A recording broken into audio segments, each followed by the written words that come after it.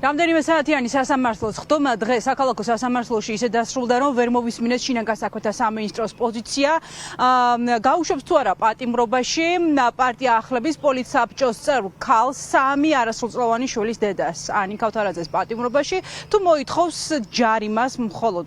დღეს სასამართლოს ხდომა გადაიდო 13 მაისამდე, მანამდე მთელი დღის განმავლობაში მოსამართლე ისმენდა შუამდგომლობებს, როგორც შინაგან საქმეთა სამინისტროს წარმომადგენლების მხრიდან, ისე ადვოკატების მხრიდან, რომლებიც იცავდნენ ანი ქავთარაძის და თორნიკე სხვიტარიძის უფლებებს. ადვოკატები აყენებდნენ შუამდგომლობას დღევანდელ პროცესზე, რომ შეწყვეტილიყო საქმე ორივე ადმინისტრაციულ სამართალდარღვევად ცნობილი პირის წინააღმდეგ გამომდინარე იქიდან, რომ არასწორი კვალიფიკაციით იყო საქმე აღძრული.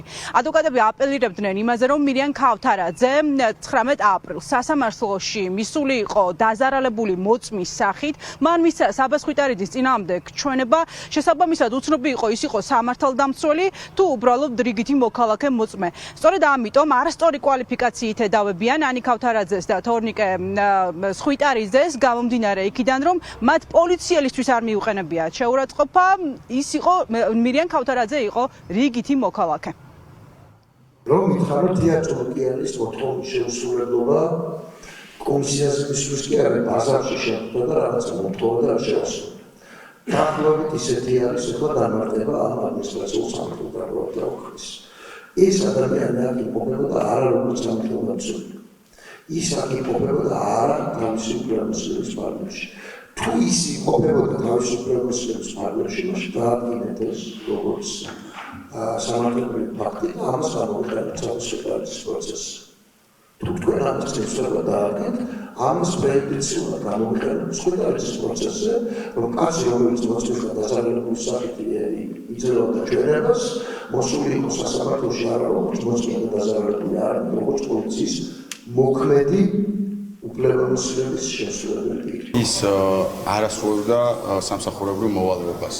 ის იყო დაზარალებული და მოწმედ მოსული იმ მომენტში ზუსტად სასამართლოში, რასაც დააობს ეხლა ცდილობდნენ ჩვენი რეპრესიებს და კიდევ ჩემი ოჯახის გამძარებას. გამოდიოდა საბა სხვიტარიძის პროცესზე, რომელიც თავისუფლად ასევე არის რეჟიმის წყვეტა პატიმარი უკვე რამდენიმე თვეა, გამოდიოდა როგორც ასე იგი ჩვენებას აძლევდა იქ როგორც მოქალაქე, დაზარალებული და მოწმე.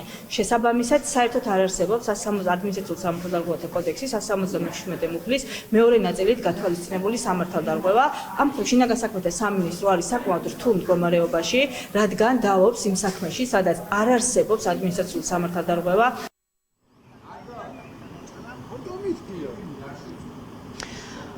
პოლიციის დეტექტივების სამმართველოს გააყოფილების უფროსი მირიან ქავთარაძე, ანი ქავთარაძეს და თორნიკე სხვიტარიძეს მის მიერ შედგენილ პატაკში ამ ხელს მის წინააღმდეგ შეურაცხყოფის მიყენებაში მირიან ქავთარაძემ შეურაცხყოფად მიიჩნია გვარის შემარცხვენელი ეს წინადადება ანი ქავთარაძისგან და შეადგინა პატაკი და უშივის მათ სასამართლოში. საინტერესოა ახლა მოსამართლე მიიყვანს თუ არა მას შემდგომ პროცესზე მოწმის სახით გამოსაკითხად, სადაც მირიან ქავთარაძემ თავად უნდა ახსნას და თქვას რა ეწყინა მას მისი მოგვარისგან, პარტია ახლების პოლიტსაბჭოს წევრისგან, ანი ქავთარაძისგან.